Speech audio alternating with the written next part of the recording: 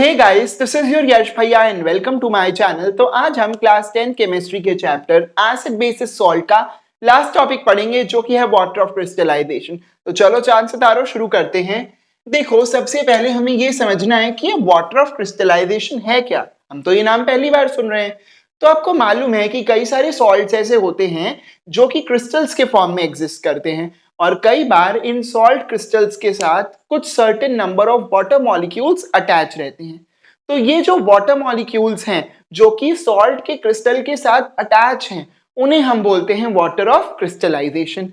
ठीक है, यही चीज डेफिनेशन में लिखी है। The water molecules which are a part of the structure of crystal are called water of crystallisation. ठीक, अब देखो, ऐसे सॉल्ट्स जिनमें ये वाटर ऑफ क्रिस्टलाइजेशन होता है, यानी कि ऐसे सॉल्ट जिनमें कुछ ना कुछ वाटर मॉलिक्यूल्स अटैच रहेंगे, ऐसे सॉल्ट्स को हम हाइड्रेटेड सॉल्ट्स बोलते हैं। ठीक, देखो लिखा है the salts which contain water of crystallisation are called hydrated salt. देखो, हाइड्रेटेड वर्ड का मतलब ही पानी से है, तो ऐसे सॉल्ट जिनमें ये पानी के मॉलिक्यूल्स अटैच हैं उन्हें हम हाइड्रेटेड सॉल्ट बोलेंगे। चिंता मत करो, एग्जाम्पल से अभी समझेंगे हम लोग इसको। देखिए, इसके बाद लिखा है sometimes water of crystallisation impart colour to the salt.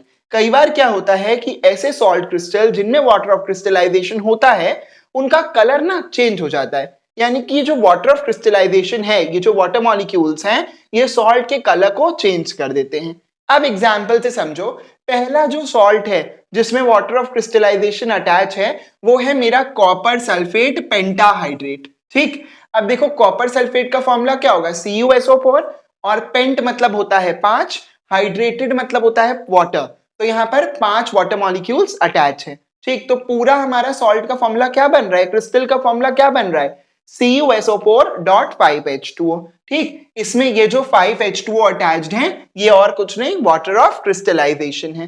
ठीक, इसी का दूसरा नाम ब्लू विट्रियोल भी होता है। अब अगर थोड़ा अजीब लग रहा हो तो ऐसे समझ लो कि ये हमारा बेचारा कॉपर सल्फेट था और इसने 5 वाटर मॉलिक्यूल्स के साथ शादी कर ली। ठीक, तो ये इसकी 5 पत्नियां हैं जो कि इसके साथ एक फॉर्मूले में अटैच हो गई। ठीक, अब क्योंकि इसका नाम ही ब्लू विट्रियोल है तो बताने की जरूरत नहीं है कि ये ब्लू कलर का होगा। तो यहाँ पर जो बात लिखी थी कि वाटर ऑफ क्रिस्टलाइजेशन कई बार सॉल्ट के क्रिस्टल का कलर बदल देते हैं, वो यहाँ साबित हो गई कि देखो, ये जो 5 वाटर के मॉलिक्यूल्स थे इन्होंने सॉल्ट का कलर बदल दिया और अब सॉल्ट का कलर ब्लू हो गया है। राइट, दूसरा है हमारा ferrous sulphate heptahydrate. Ferrous sulphate का फॉर्मूला है FeSO4।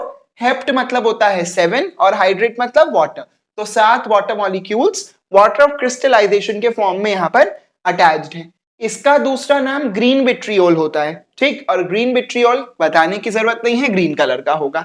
राइट, तीसरा एग्जाम्पल है सोडियम कार्बोनेट डेकाहाइड्रेट। ठीक, sodium carbonate is nothing Na2CO3 और डेका मतलब 10, हाइड्रेट मतलब पानी, तो यहाँ पर 10 water molecules water of crystallisation के फॉर्म में अटैच्ड हैं। इसका कलर व्हाइट होगा।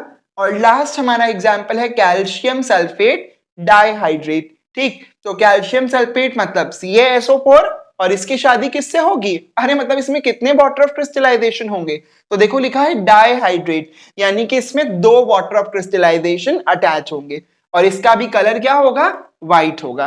राइट, तो आप देख सकते हो कि कितना इंटरेस्टिंग और छोटा सा टॉपिक है। और बात क्या आती है कि क्वेश्चन कैसे आएगा, तो क्वेश्चन ऐसे आएगा कि आपको दे देगा कि ब्लू विट्रियोल का केमिकल फॉर्मूला लिखिए और इसका कलर बताइए। ठीक, या दे देगा कि फेरस सल्फेट हेप्टाहाइड्रेट का दूसरा नाम बताइए, उसका फॉर्मूला लिखिए और उसका कलर बताइए। ठीक, तो 1-2 मार्क्स का कोई भी क्वेश्चन इस वाली टेबल से आता है तो ये टेबल हमारी इंपॉर्टेंट हो जाती है। ठीक, अब अभी खत्म नहीं हुआ है, अब हमें ये देखना है कि जब हम हाइड्रेटेड सॉल्ट्स को हीट करेंगे तो क्या होगा। तो चलो शुरू करते हैं। तो देखिए, जब भी हम किसी हाइड्रेटेड सॉल्ट को हीट करेंगे तो उसमें जो भी वाटर ऑफ क्रिस्टलाइजेशन या जो भी number of water molecules attach हैं वो अलग हो जाएंगे। राइट, देखो यही चीज यहाँ लिखी भी है, when hydrated salts are heated they lose their water of crystallisation. क्योंकि इनका वाटर ऑफ क्रिस्टलाइजेशन या वाटर मॉलिक्यूल्स इनसे हट गए, दूर हो गए, इसीलिए इनका कलर भी चला जाता है और इनका शेप भी बदल जाता है। ठीक है। और ऐसे सॉल्ट जिनका वाटर ऑफ क्रिस्टलाइजेशन रिमूव हो चुका है, वाटर मॉलिक्यूल्स उनसे अलग हो चुके हैं, ऐसे सॉल्ट्स को हम एनहाइड्रस सॉल्ट्स बोलते हैं। ठीक, देखो यही चीज लिखी है, such salts which have lost their water of crystallisation are called anhydrous salt. तो हाइड्रेटेड सॉल्ट के जस्ट उल्टे कौन है? Anhydrous salt. ऐसे सॉल्ट जिनमें वाटर मॉलिक्यूल अटैच है वो हाइड्रेटेड, और ऐसे सॉल्ट जिसमें वाटर मॉलिक्यूल अटैच नहीं है वो एनहाइड्रस सॉल्ट्स। ठीक, देखो यहां पर एग्जाम्पल दिया है, जैसे ये क्या है, copper sulphate pentahydrate, blue vitriol, ये ब्लू कलर का है। जब मैं इसको हीट करूंगा तो पहले देखो इन दोनों की शादी कराई थी हमने, अब मैं कह रहा हूं ये दोनों के बीच में लड़ाई हो गई, ये दोनों अलग हो गए, तो देखो कॉपर सल्फेट अलग हो गया और वाटर मॉलिक्यूल्स अलग हो गए। ठीक, तो ये जो कॉपर सल्फेट अलग हुआ है इसको हम एनहाइड्रस कॉपर सल्फेट बोलेंगे। ठीक, ये होगा किस कलर का? व्हाइट कलर का। तो तुम देख रहे हो कि वाटर मॉलिक्यूल्स के अलग होने से इसका कलर भी ब्लू से व्हाइट हो गया है।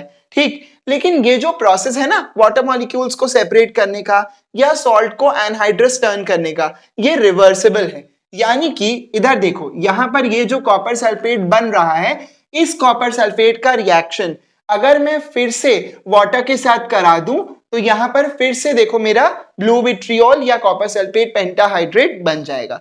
तो ये एक रिवर्सिबल प्रोसेस होता है। ऑलराइट, तो बस इस वीडियो में इतना ही। कोई भी क्वेरी हो तो आप कमेंट सेक्शन में पूछ सकते हैं। इसी के साथ ये चैप्टर खत्म होता है। नेक्स्ट वीडियो में मैं आपको इस चैप्टर के नोट्स प्रोवाइड करूंगा और मिलते हैं अगली वीडियो में। तब तक के लिए स्टे ट्यून्ड।